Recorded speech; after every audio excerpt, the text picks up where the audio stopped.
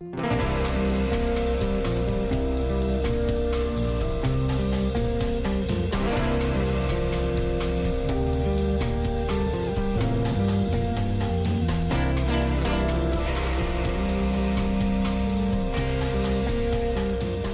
many of you have ever received unfair treatment? Jesus said it is impossible that no offenses should come. Do you have the right to be offended? Offense is a snare, a trap. An offense is the bait of Satan. The bait of Satan.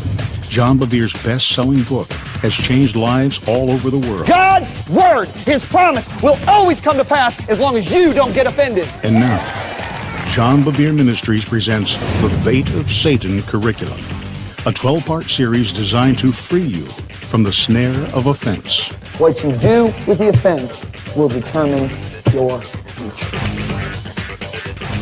Isaías 28. Hoje, para a lição 6, eu quero ler apenas um versículo.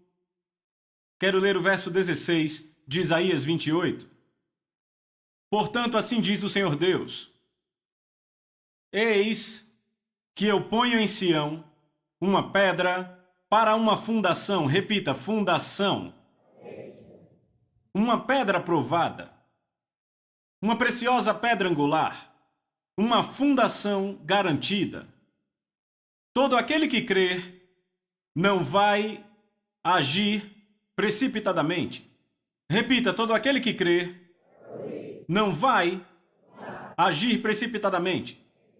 Na última sessão, falamos sobre a diferença entre agir e reagir. Se você se lembrar, eu falei que os pilotos, quando estão em condições severas, quando o avião está com problemas, eles agem porque foram treinados e armados para isso. Passageiros, por outro lado, vão reagir, gritar e entrar em pânico. Isaías diz aqui claramente que todo aquele que crer é alguém que nunca vai agir precipitadamente. Alguém que age precipitadamente é alguém que é instável, porque suas ações não são fundamentadas apropriadamente. Veja, instabilidade não é uma coisa boa. Quantos sabem disso? Vale para uma casa natural, vale para nossas vidas. Precisamos de uma fundação sólida, amém? Agora, para dar um exemplo de verdade, uma imagem disso, eu quero que você vá para Mateus 16 e veremos um exemplo clássico na vida de um homem chamado Simão Pedro. Em Mateus 16, eu quero ler do verso 13. Quando Jesus chegou na região de Cesareia de Filipe, ele perguntou aos discípulos dizendo: Quem os homens dizem que eu, o Filho do Homem, sou? Então agora, Jesus faz o que ele faz muito bem sempre, ele vai localizar o coração das pessoas com uma pergunta. Ele olha para os discípulos e diz: Ei, quem eles dizem que eu sou, caras? Quem estão dizendo que eu sou? E então as respostas vêm por todo lado. Verso 14. Então disseram: Bem, alguns dizem João Batista. Então o outro falou e disse: Alguns dizem Elias. Então outro cara disse: Bem, estão dizendo que você é Jeremias ou outro profeta. Então esses caras, esses discípulos começam a jogar todas as opiniões populares sobre quem Jesus é. Certamente Mateus falou, Filipe falou, Bartolomeu falou, todos falaram. Esse grupo diz isso, esse outro grupo diz isso, os judeus dizem isso, os fariseus dizem isso e também falam isso. E eles falam tudo isso, Jesus espera eles terminarem. E ele olha para eles e no próximo verso, e ele diz a eles: Mas quem vocês dizem que eu sou? Eu amo isso. Eles tinham esgotado o que todos diziam, e então Jesus olha bem para eles e pergunta: Mas quem vocês dizem que eu sou? Não importa o que disse esse grupo ou aquele, quem vocês dizem que eu sou? E de repente, eles deixam todas as opiniões externas de fora e ficam meio que com a boca aberta. Estão comigo? Mas Simão Pedro então abre sua boca e veja o que ele diz. Verso 16. Simão Pedro respondeu e disse: Tu és o Cristo, o Filho do Deus vivo. Então da boca de Simão Pedro sai a declaração: Tu és o Cristo, é o Senhor, és o Filho do Deus vivo. Agora veja o que Jesus disse. Verso 17. Jesus respondeu e disse: Bendito sois tu, Simão Barjonas, pois nem carne nem sangue revelaram isto a você, ou seja, não foram os sentidos naturais que te disseram isso. Ninguém disse isso a você porque alguém escreveu no quadro, você não aprendeu no seminário, na universidade. Isso não foi ensinado a você. Não foi revelado a você por carne ou sangue. Agora veja o que ele diz. Ele diz, mas meu Pai que está nos céus revelou isso a você. Repita, conhecimento revelado. Jesus agora está dizendo, o resto de vocês diz o que os outros estão dizendo. Me dão seus pensamentos e opiniões. Mas quando Simão abriu a boca e disse, tu és o Cristo, filho do Deus vivo, a coisa foi diferente. E Jesus disse, sabe, ninguém te disse, ninguém te ensinou isso. Ele disse, meu Pai no céu revelou isso. Então ele faz a declaração a Simão que eu amo. Verso 18, ele diz, e eu também digo a você que você é Pedro. E sobre essa rocha construirei minha igreja e os portões do Hades não prevalecerão contra ela. Eu quero ir devagar. Ele diz, eu também digo a você que você é Pedro. Repita, Pedro. Agora, Pedro vem da palavra grega Petros, que simplesmente quer dizer uma pedra. Repita, pedra. Agora, a palavra Simão, por outro lado, vem de uma palavra grega que quer dizer ouvir. Em outras palavras, seu nome significava que você era um ouvinte, mas agora eu te chamo assim. Você é uma pedra, uma rocha. Petros quer dizer uma pedra pequena, certo? Agora, ele continua dizendo, e sobre esta rocha, repita, esta rocha. Agora, essa palavra grega é uma palavra totalmente diferente, é a palavra Petra, P-E-T-R-A, que quer dizer uma rocha massiva e enorme. Então Jesus falando com Pedro disse, tu és Simão, verso 18, e eu também digo a você que você é Pedro, ou seja, pequena pedra, e sobre essa rocha, Petra, rocha massiva, eu construirei minha igreja e os portões do inferno não prevalecerão contra ela. A rocha da qual ele está falando, amigos, vou deixar isso bem claro, não é a rocha apenas do senhorio de Jesus. Veja, eu não quero entristecer ninguém, eu quero que você entenda bem isso aqui. É claro que ele é a rocha fundamental. É a pedra angular da igreja. No entanto, ele é a palavra viva de Deus. Ele é a palavra feita carne. Estão comigo? Agora, não é a palavra escrita que nos muda. A palavra escrita pode ser ensinada e comunicada a nossos sentidos. Estão comigo? O que Jesus está dizendo, a rocha sobre a qual edificarei minha igreja, é a palavra revelada de Deus. Estão comigo? Deixe-me dar um exemplo. Quando eu prego, eu digo isso com frequência às pessoas. Não fique apenas fazendo anotações de tudo o que eu digo. Ao invés disso, ouça a voz dentro da minha voz. Estão comigo? Esta é a voz do Espírito Santo. A beleza do ministério é essa. Aqui estou eu pregando para quantos? 1.200, 1.500 pessoas, certo? Estou pregando uma mensagem para 1.300, mas ouça, ela está sendo ouvida de 1.300 formas diferentes. Se você tiver fome, porque o Espírito Santo está explodindo coisas diferentes em cada um aqui.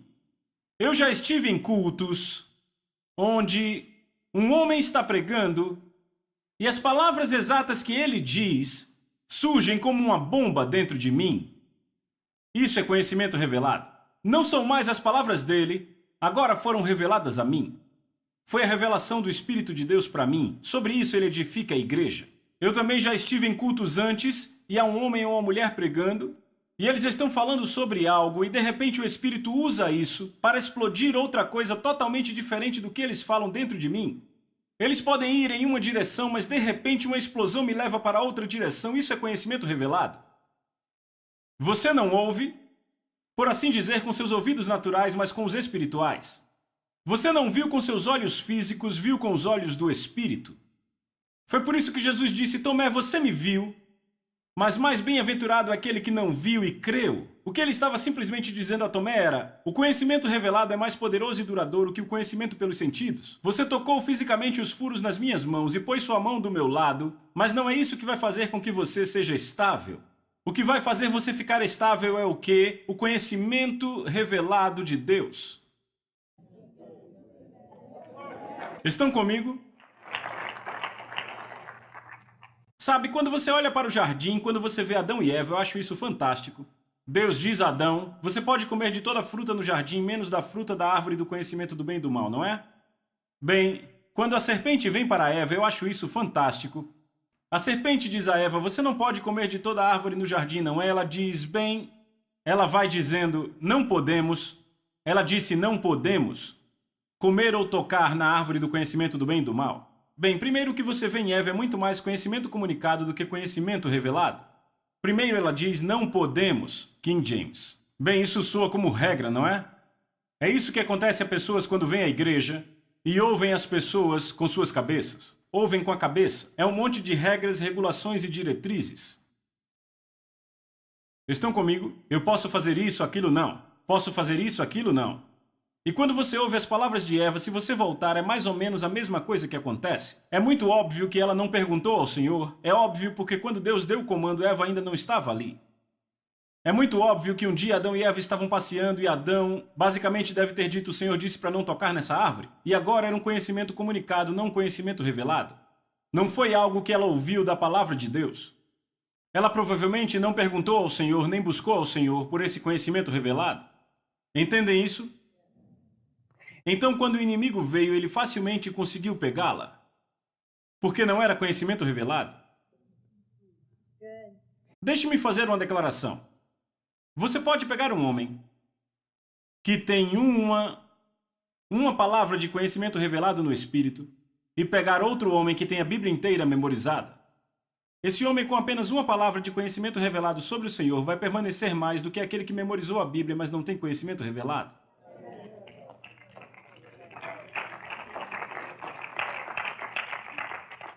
E você se pergunta, por que você está aí em pé pregando isso? Porque minha confiança não está na minha habilidade de articular. Minha confiança está no fato de que quando eu falo palavras vivas. Palavras que dão vida do Espírito Santo para os que estão famintos, que pegam e explodem aquilo que precisam, e isso causa mudança em nossos seres. Isso é parte do processo, é como funciona. Estão comigo? E alguém pode perguntar, por que eu devo ir à igreja? Bem, porque aí há unção coletiva e é onde esse conhecimento revelado explode. Eu descobri uma coisa fantástica para mim. Eu consigo ir para uma igreja, posso ir para uma conferência e posso pregar uma mensagem e uma pessoa sentada ali vai embora com a sua vida absolutamente transformada. Enquanto a outra pessoa sentada do lado diz, demorou um pouco e falou alto demais. Ambos receberam a mesma informação, mas um homem estava faminto e o outro não estava. Veja, o conhecimento revelado vem para aqueles que estão extremamente famintos. Se olharmos para Pedro, ele era aquele que constantemente fazia perguntas, constantemente falava, falando quase fora do tempo, fazendo um monte de coisas bobas, mas a questão é que, ouça, além de tudo isso, ele tinha uma fome absoluta e intensa. Deus é atraído pela fome. Para ser muito honesto com vocês, o nível da sua fome indica quão saudável você é. Sabe, olhem para o natural, pessoal. Qual a indicação que alguém está doente? Eles perdem o apetite? Ou seja, alguém aqui já teve um resfriado? Levante a mão. Certo, quando você pegou um resfriado, você queria comer? Não, sabe, comer um pedaço de carne estando resfriado é tão bom quanto comer grama. Você não tem apetite? Pessoas que têm câncer chegam a perder 20 e 30 quilos. Por quê? Porque não têm apetite, estão doentes. Um sinal de que a pessoa está doente é perder o apetite. Na verdade, é o primeiro sinal. Estão comigo? O sinal de saúde é um apetite forte. E o mesmo vale para o espiritual. Deus é atraído pela fome. Veja, o ato de se desviar não começa quando o cara se encontra na cama com uma mulher estranha com quem ele não casou, certo? Aconteceu meses ou anos antes, quando ele perdeu a sua paixão por Deus. Quando a fome começa a definhar, e agora o futebol é mais empolgante do que ouvir a palavra do Senhor. Dormir aos domingos passa a ser muito melhor do que buscar a Deus. Deixa eu te dizer, eu vou ser honesto. Meus olhos se abrem todo dia entre 4h30 e 5h30 da manhã. Toda manhã meus olhos se abrem assim e eu pulo da cama porque para mim é a parte mais empolgante do dia. A parte mais empolgante do meu dia é ir para fora, ficar sozinho no escuro, numa escola vizinha à nossa casa, e quando eu vou para o estacionamento dela e oro, eu amo. É a minha hora favorita no dia, porque eu tenho fome por ele e sei que ele é atraído pela minha fome, então simplesmente eu vou. Eu sei que quando eu chamo o nome dele, ele vem. Estão comigo? E Deus é atraído por essa fome. É aí que o conhecimento revelado vai abundar. Em atmosferas com essa fome. Por isso é tão divertido ensinar a essa igreja. Porque quando eu chego a essa igreja descubro que todos têm fome. alguns mal se contêm sentados, deixam um bloquinho de lado e sabem, vocês não escrevem tudo o que eu digo, eu olho para vocês, uau, e depois vão escrevendo. O que é isso? Foi algo que explodiu dentro de vocês e é algo que ninguém pode tirar de vocês.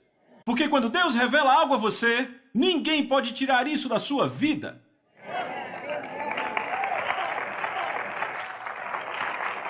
Vem, Jesus nunca disse isso. Jesus nunca disse que o homem viverá de toda palavra que procedeu da boca de Deus. Ele disse que o homem viverá de toda palavra que procede. Tempo presente. É o que Deus diz agora. Porque ele não é, como Paulo disse, um ídolo mudo ou um Deus mudo. Ele fala. Sabe, eu estou desviando daquilo que eu ia falar, mas tudo bem. Umas semanas atrás, agora eu vou entrar na intimidade aqui. Alguns podem ficar meio chocados com o que eu vou dizer. Umas semanas atrás eu estava no avião orando e eu disse, Senhor, se eu não puder ter intimidade com você, eu disse, me leve para casa. Eu quero sair daqui. Porque eu não quero viver aqui. Se eu não tiver intimidade com você, não quero viver aqui. Ouça o que Davi diz. Salmos 28, Davi diz, a ti, ó Senhor, eu clamo. Agora ouça. Não fiques indiferente para comigo. Ouçam. Se permaneceres calado, serei como os que descem à cova. Davi disse, se você não falar comigo, se não se comunicar comigo, serei o mesmo que um pecador no inferno? Eu estou bem aqui e entendo que você quer se comunicar comigo. Outra vez, nessa mesma época, eu estava dirigindo na estrada. O Espírito falou comigo e disse, encoste. Encoste. Eu disse, ok, já aprendi, quando Deus diz algo, eu faço. E havia uma área de descanso perto de onde eu passava e eu encostei. Assim que eu obedeci, veja, isso é fantástico. Quando a sarça ardente queimava, Moisés disse, eu vou me virar e ver essa grande visão. Ele estava ocupado cuidando do rebanho. Mas quando ele percebeu que Deus estava se movendo, ele disse, ei, esqueça isso, eu vou me virar. E sabe o que a Bíblia diz? Quando Deus viu que ele tinha se virado, então falou com ele. Se você não se virar, Deus não vai falar. Quando eu encostei na área de descanso, o Espírito Santo falou comigo assim. Ele disse, filho, eu te disse para orar sem cessar. Eu disse, sim, Senhor, disse. Ele disse, filho, a oração não é um monólogo, é um diálogo. Não é uma conversa de mão única, é uma conversa de mão dupla. Eu disse, sim, Senhor, eu sei. Ele disse, filho, então se eu digo para orar sem cessar, quer dizer que eu me comunico sem cessar. E eu, uau! Agora ouçam, pode nem sempre ser uma voz. Quantos aqui sabem que a minha esposa pode olhar para mim de um jeito e eu conseguirei escrever 3 páginas só com aquela olhada? Ela está se comunicando comigo sem dizer uma palavra e é bastante comunicação, entendem o que eu digo? Entendem? Este é o ponto, você percebeu isso? É assim que ele vai se comunicar conosco. Pode não ser uma palavra dentro do nosso coração, mas ele quer se comunicar conosco. Estão comigo? Esse é o tanto que ele nos deseja. Agora, isso era do que Pedro tinha fome. Você vê que Pedro era mais faminto que todos os outros caras. Ele era o cara que dizia, ei, eu quero andar sobre a água. Sabe, todos põem Pedro para baixo. Porque ele afundou. Mas sabe, e quanto aos outros caras? Todos no barco, pelo menos ele saiu e andou. Entendem o que eu digo? Este é o tipo de fome que aquele cara tinha e Deus é atraído por isso. Agora, quando você tem esse tipo de apetite por Deus, seu coração se torna um lugar onde o conhecimento revelado começa a abundar. Agora, isso não só se aplica às Escrituras, se aplica à comunicação de Deus com as nossas vidas. Por exemplo, você não encontra um capítulo e um versículo sobre com quem você deve casar. Não encontra uma passagem sobre o que você foi chamado a fazer nessa vida. Não diz John Bevere deve pregar o Evangelho às nações na Bíblia. Estão comigo?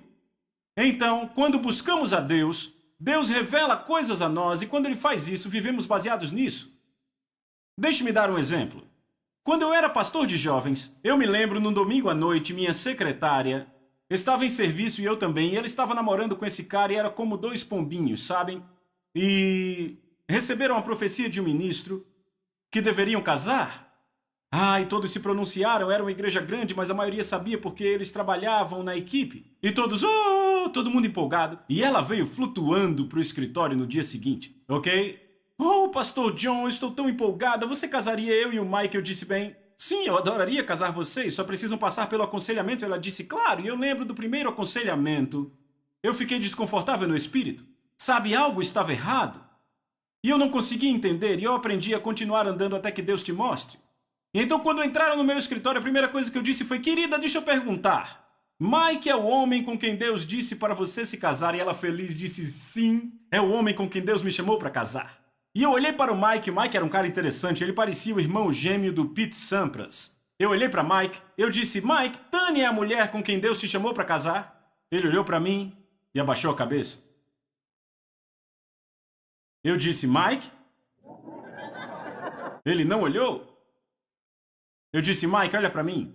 Eu disse, Deus te chamou para casar com ela. Ele abaixou a cabeça de novo. Eu disse, pessoal, acabou o aconselhamento, não vai haver casamento.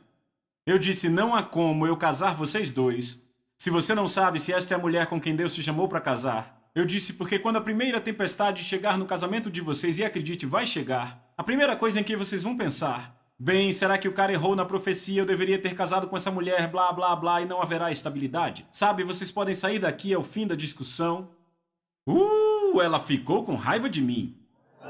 Mas, sabe, a semana seguinte foi bem desconfortável com a minha secretária. Eu nunca vou esquecer.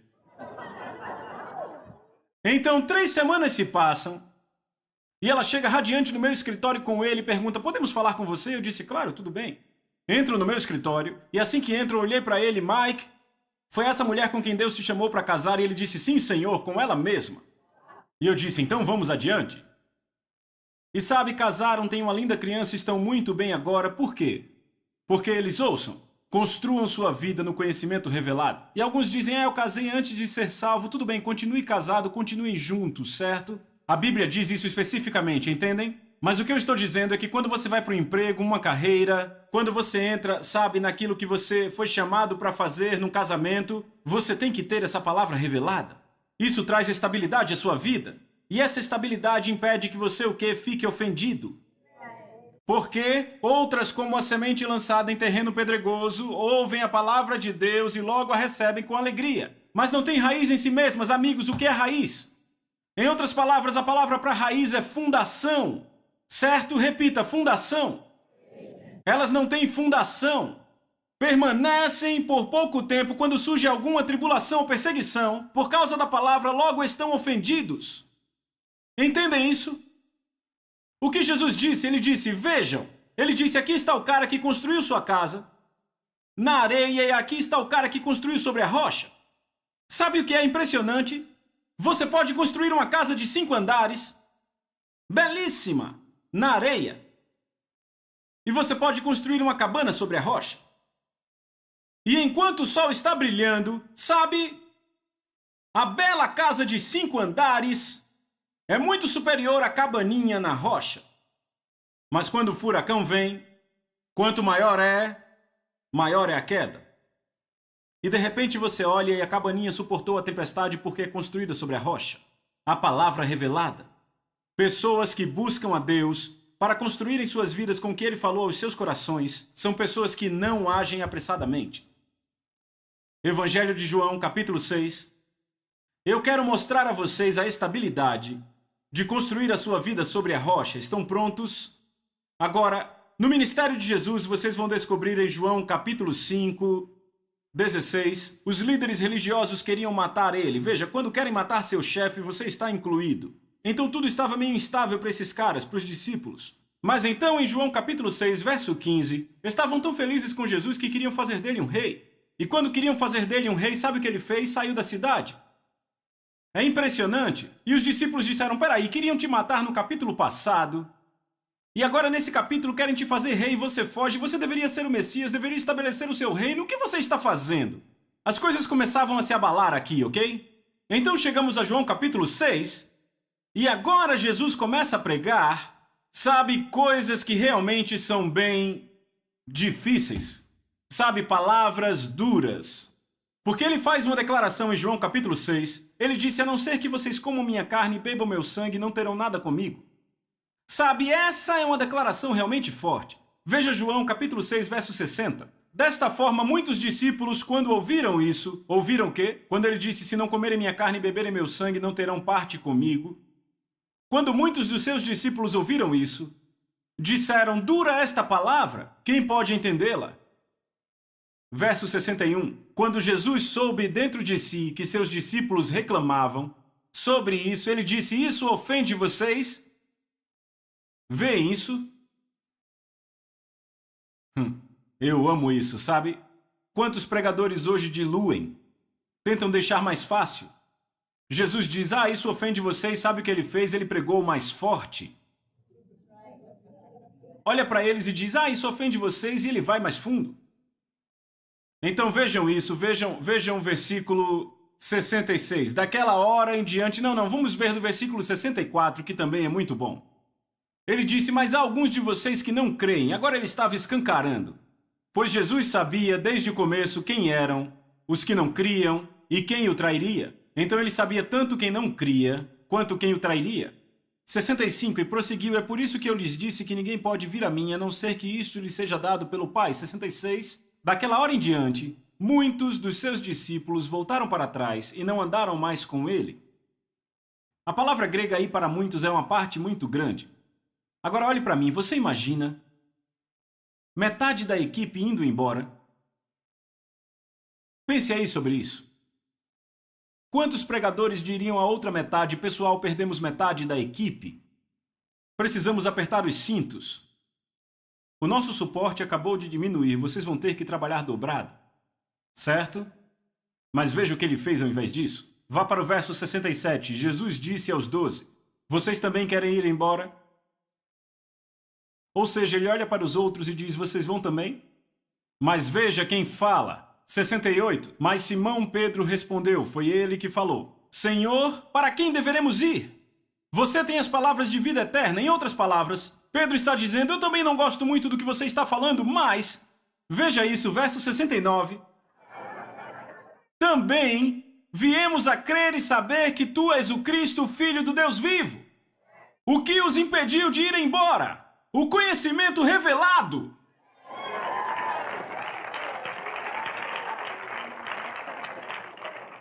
Aqueles outros caras tremeram na base, agiram apressadamente e foram embora.